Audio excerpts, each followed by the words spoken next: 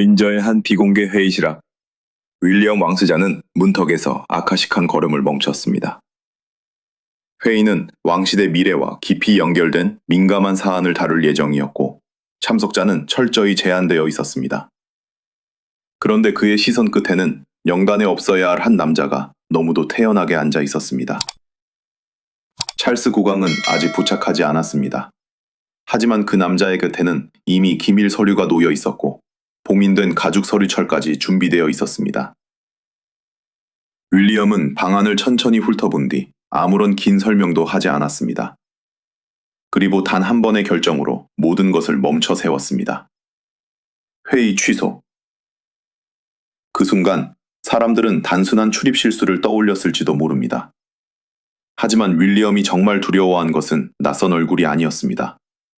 누군가가 왕이 자리에 앉기도 전에 이미 회의의 방향을 정해놓았을 가능성, 그리고 그 배후에 자신의 가족이 있을지도 모른다는 사실이었습니다. 그날 닫힌 문 뒤에는 단순한 가족 갈등보다 훨씬 더 위험한 질문이 기다리고 있었습니다. 찰스 이후의 왕실을 과연 누가 준비하고 있었던 것일까요? 윈저의 회의실 안에는 이미 몇 명의 고위 관계자들이 자리를 잡고 있었습니다. 서류는 정돈되어 있었고 분위기는 지나치게 조용했습니다. 그런데 윌리엄의 시선은 한 사람에게서 멈췄습니다. 그는 왕실 비서도 헌법 자문관도 아니었습니다. 카밀라의 개인 변호사였습니다. 그리고 더 이상한 것은 그가 너무도 자연스럽게 자리에 앉아 있었다는 사실이었습니다. 마치 자신의 참석이 이미 모두에게 승인된 일인 것처럼 말입니다. 이 회의는 가족끼리 차를 마시는 자리가 아니었습니다. 왕실 거처, 직원 조직, 개인 자산, 의전 역할, 그리고 찰스 이후까지 영향을 줄 수 있는 문제들이 논의될 예정이었습니다. 그래서 참석자는 엄격하게 제한되어 있었고, 개인 변호사는 배제하기로 사전에 합의되어 있었습니다. 누군가의 개인적 이해가 왕실 전체의 미래를 결정하는 언어로 바뀌는 순간을 막기 위해서였습니다.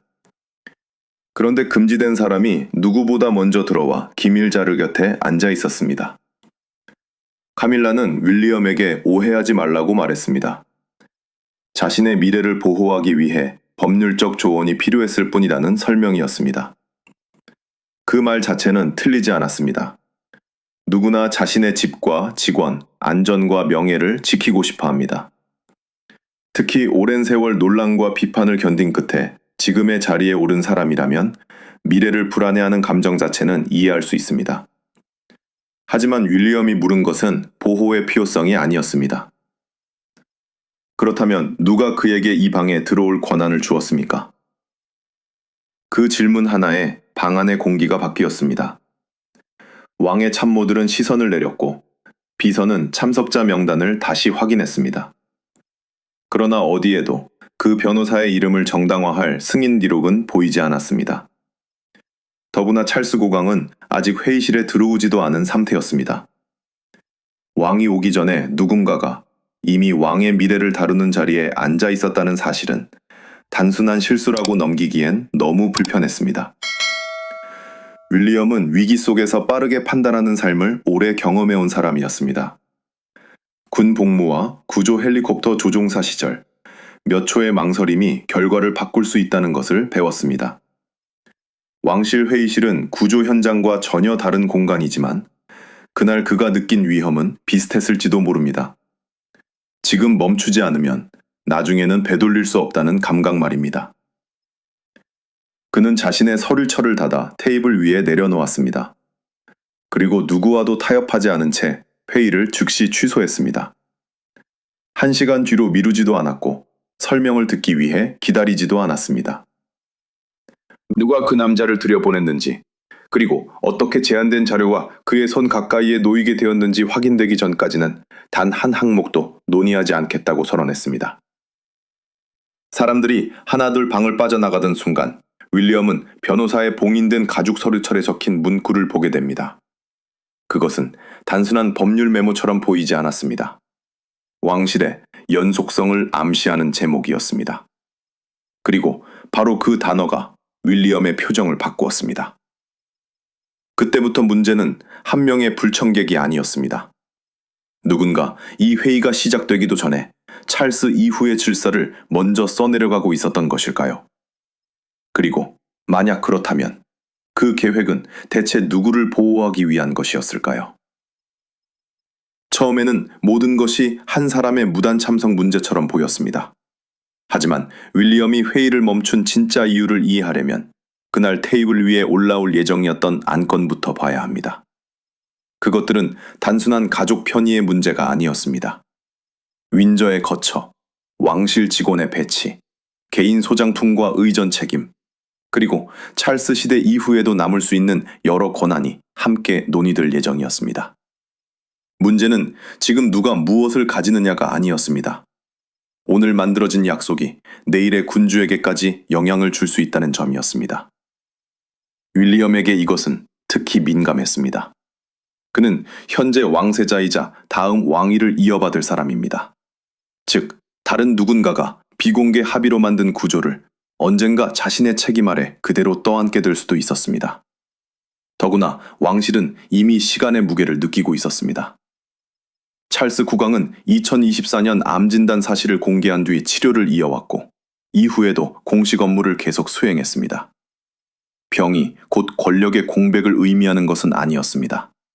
하지만 누구도 예전처럼 미래를 아주 먼 이야기로만 생각할 수는 없게 되었습니다.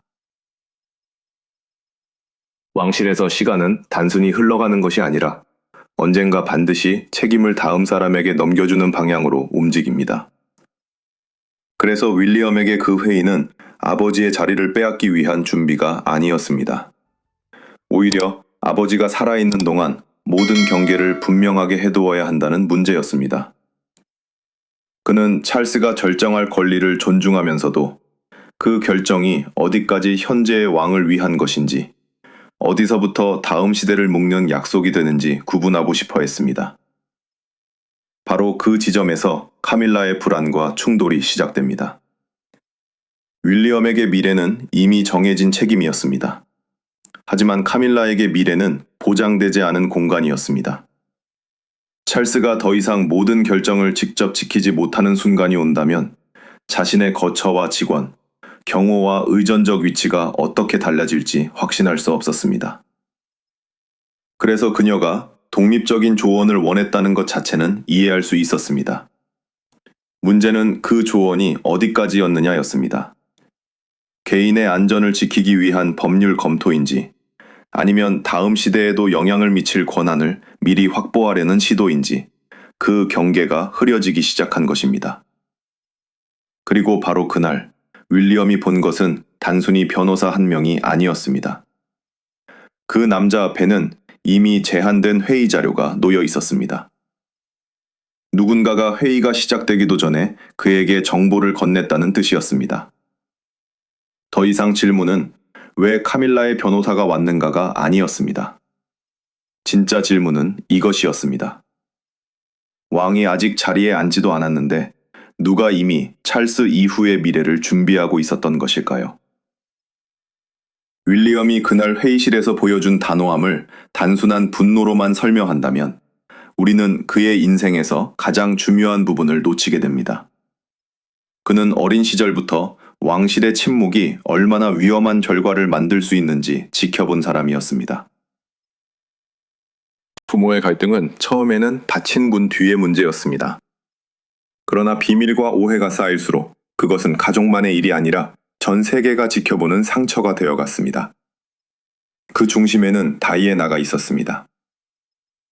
윌리엄은 어머니를 사랑했지만 동시에 그녀가 왕실이라는 거대한 시스템 안에서 얼마나 외로워했는지도 어린 나이에 보았습니다. 협상은 늘 비공개로 진행되었고 설명되지 않은 결정은 또 다른 의심을 만들었습니다. 결국 한 가족의 균열은 왕실 전체의 신뢰 문제로 번졌습니다.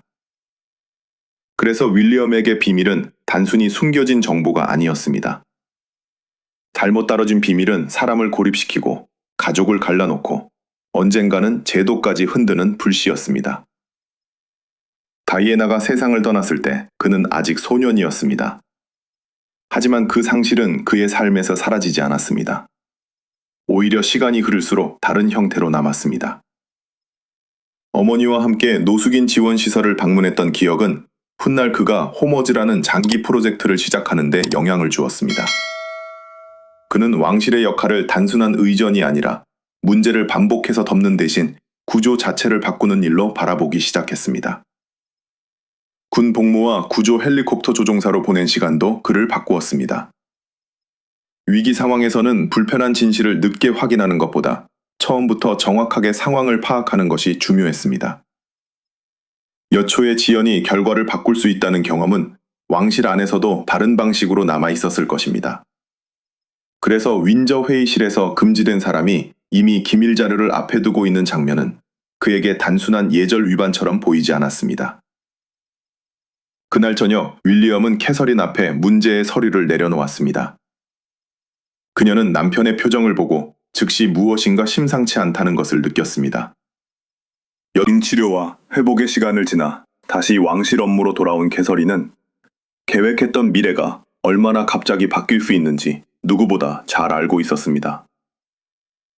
그녀는 서류를 급하게 펼치지 않았습니다. 대신 윌리엄을 바라보며 조용히 물었습니다. 당신은 정말 이것이 변호사 한 사람의 문제라고 생각해요? 윌리엄은 대답하지 않았습니다.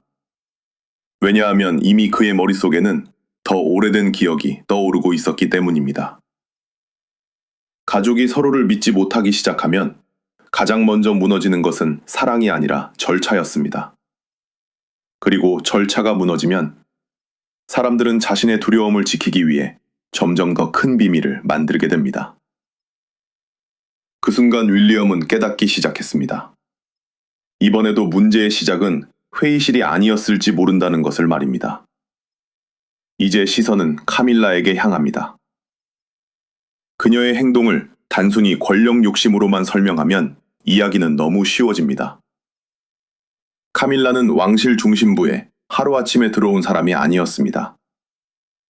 찰스와의 관계는 수십 년 동안 비판과 조롱, 분노의 대상이 되었고 다이애나의 기억이 강하게 남아있던 영국 사회에서 그녀가 받아들여지는 과정은 결코 순탄하지 않았습니다. 2005년 찰스와 결혼한 뒤에도 그녀는 오랜 시간 자신의 자리를 증명해야 했습니다. 그리고 찰스가 왕이 된 뒤에야 비로소 왕비라는 위치에 섰습니다. 밖에서 보면 그것은 권력의 완성처럼 보일 수 있습니다. 하지만 카밀라의 입장에서 그 자리는 찰스라는 단 한 사람과 너무 깊이 연결되어 있었습니다. 윌리엄은 언젠가 왕이 될 운명을 이미 가지고 있었지만 카밀라의 미래에는 그런 보장이 없었습니다. 그녀는 오랜 세월 왕실 업무를 수행하며 독서, 가정폭력 피해자 지원, 건강 문제와 여러 자선 활동에 참여해왔습니다. 찰스, 특히 어머니와 외할머니가 골다공증으로 고통받았던 경험은 그녀가 반련 활동을 지속하게 만든 개인적인 상처였습니다. 사람은 자신이 잃어본 것을 더 강하게 지키려 합니다. 어쩌면 카밀라 역시 그것을 알고 있었을 것입니다. 그리고 찰스의 건강 문제가 공개된 뒤 미래라는 단어는 더 이상 추상적인 것이 아니게 되었습니다. 이것이 곧 왕의 부재를 의미하는 것은 아니었습니다. 그러나 언젠가 권한의 중심이 윌리엄에게 이동한다는 사실을 아무도 부정할 수는 없었습니다. 그때 카밀라는 어디에서 살게 될까? 누구와 함께 일하게 될까? 지금의 경호와 의전적 위치는 유지될까? 자신이 수십 년 동안 쌓아온 모든 것이 한 번의 결정으로 줄어들 수도 있을까? 바로 그 불안 속에서 문제의 문서가 등장합니다. 이야기의 주장에 따르면 카밀라 측은 자신의 미래 거처와 직원, 보안, 일부 윈저 공간에 대한 접근을 정리하는 연속성 문서를 준비하기 시작했습니다. 처음에는 개인적인 안전장치처럼 보였습니다. 그러나 윌리엄이 사본을 읽던 날 그의 손이 마지막 부분에서 멈췄습니다. 거기에는 단순히 카밀라가 어디에서 살아야 하는지만 적혀 있지 않았습니다. 일부 직원 임명과 공간 사용, 미래의 왕실 운영에도 영향을 줄 수 있는 내용이 포함되어 있었습니다. 임시로 누리던 편의를 다음 시대에도 계속되는 권리로 바꿀 가능성이 보였던 것입니다. 캐서린은 남편이 페이지를 내려놓는 모습을 지켜봤습니다. 윌리엄은 한동안 아무 말도 하지 않았습니다. 그리고 낮게 말했습니다. 이건 보호가 아니야. 경계를 바꾸려는 거야. 하지만 더 충격적인 사실은 따로 있었습니다. 윌리엄은 회의에 참석하기 전 카밀라의 개인 변호사가 그 자리에 들어오지 않을 것이라는 보장을 이미 받았다는 것입니다. 그렇다면 그날 회의실에서 벌어진 장면은 우연이 아니었을 수도 있습니다. 누군가는 약속을 알고도 그 변호사를 먼저 들여보냈습니다. 그리고 바로 그 순간부터 윌리엄에게 그것은 실수가 아니라 준비된 메시지처럼 보이기 시작했습니다. 회의가 취소된 뒤 윈저의 분위기는 완전히 달라졌습니다. 문제의 변호사는 곧바로 자유롭게 자리를 떠나지 못했고 보안 절차에 따라 그가 가지고 있던 문서들이 확인되기 시작했습니다. 처음 나온 것은 회의 안건에 빼곡하게 적힌 주석이었습니다. 이어서 참석자들에게 사전에 공유되지 않은 수정안들이 발견되었습니다.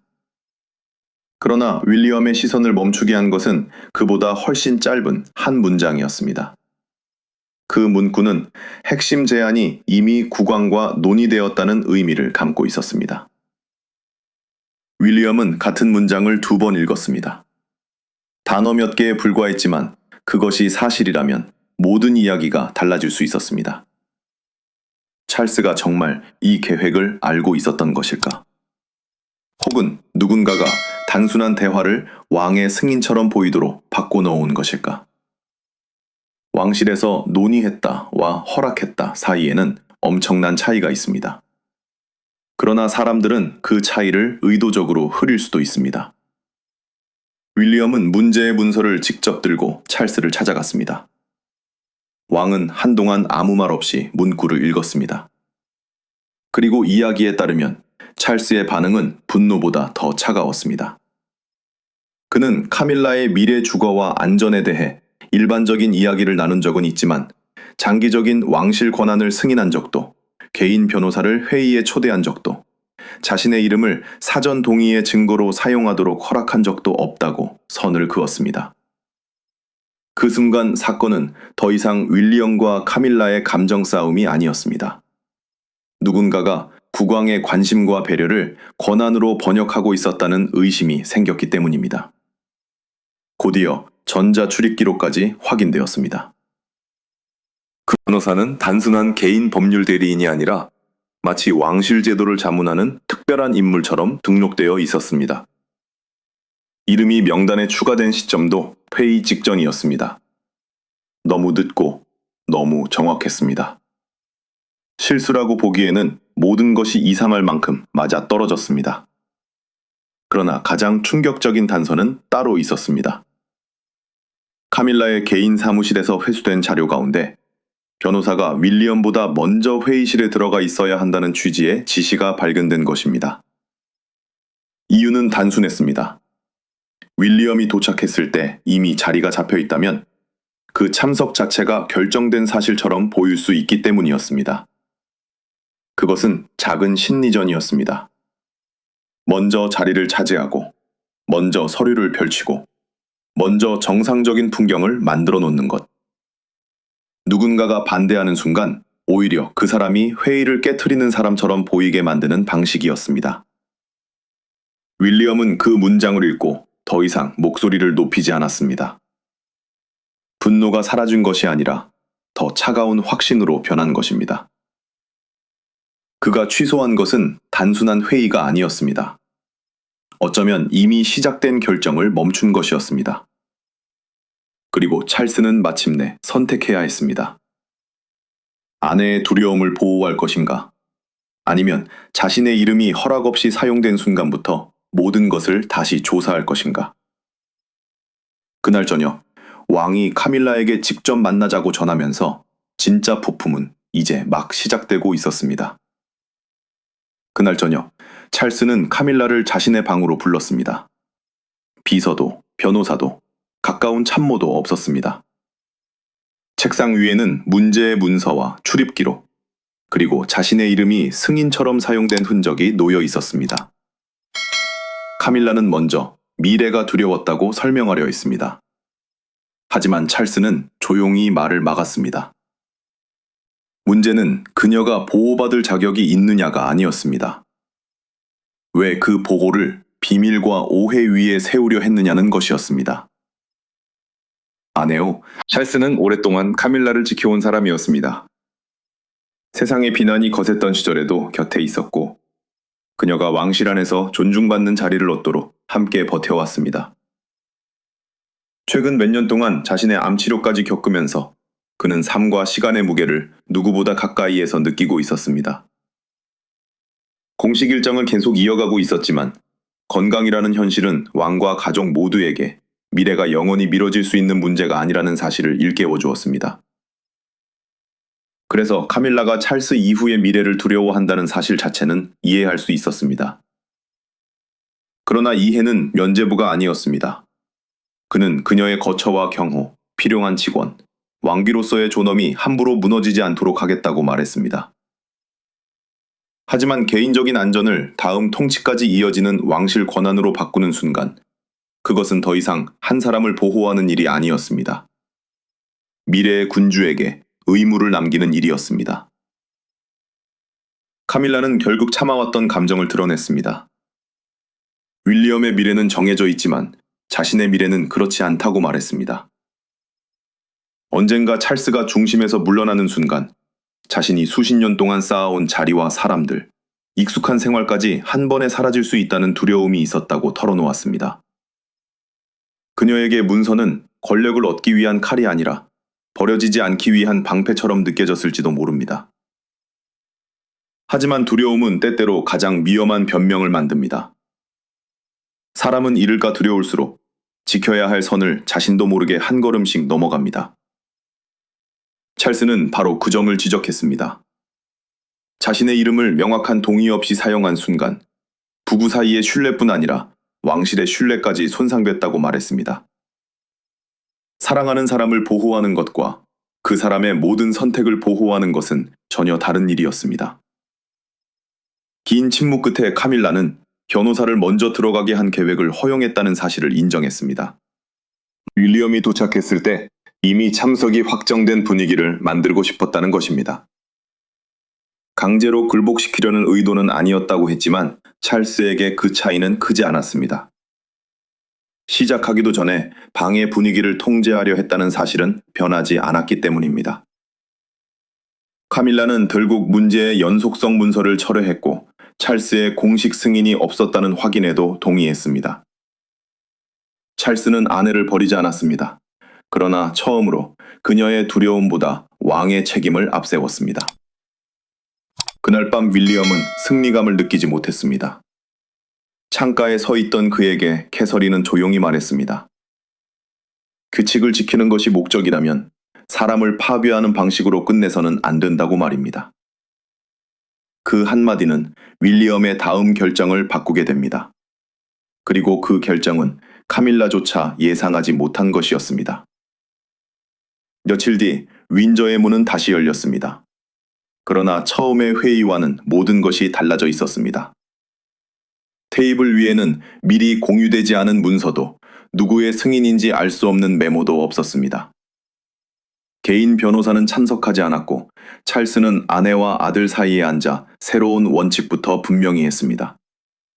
앞으로 중요한 제안은 모두 사전에 공개하고 국왕의 동의는 반드시 명확한 기록으로 확인하며 개인적인 이해관계가 왕실 전체의 의무로 바뀌지 않도록 하겠다는 것이었습니다.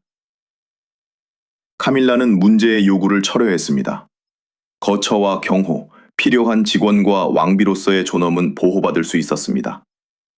그러나 일부 윈저 공간과 인사 문제, 다음 시대까지 이어질 수 있는 영향력을 미리 보장받는 길은 닫혔습니다. 찰스의 아내라는 위치는 존중받았지만 그 친밀함이 미래의 왕에게까지 명령이 될 수는 없었습니다. 사람들은 이제 윌리엄이 무엇을 할지 기다렸습니다.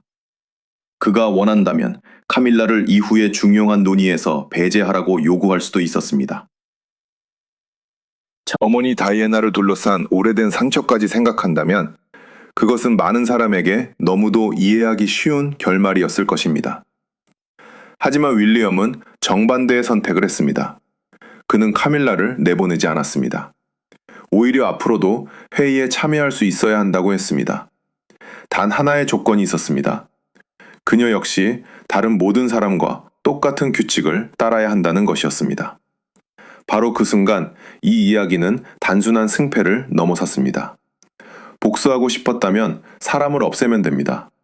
그러나 제도를 지키고 싶다면 사람을 남겨두고도 규칙이 흔들리지 않는다는 것을 증명해야 합니다. 윌리엄이 선택한 것은 굴욕이 아니라 경계였습니다. 찰스에게도 그것은 쉽지 않은 결론이었습니다. 그는 아내의 품위를 지켜야 했고 동시에 자신의 권위가 사적인 필요를 위해 사용될 수 없다는 사실을 보여줘야 했습니다. 카밀라 역시 두려움이 자신을 어디까지 밀어냈는지 받아들여야 했습니다. 수십 년 동안 힘겹게 얻은 자리를 지키려다 오히려 그 자리에 대한 신뢰를 잃을 뻔한 것입니다.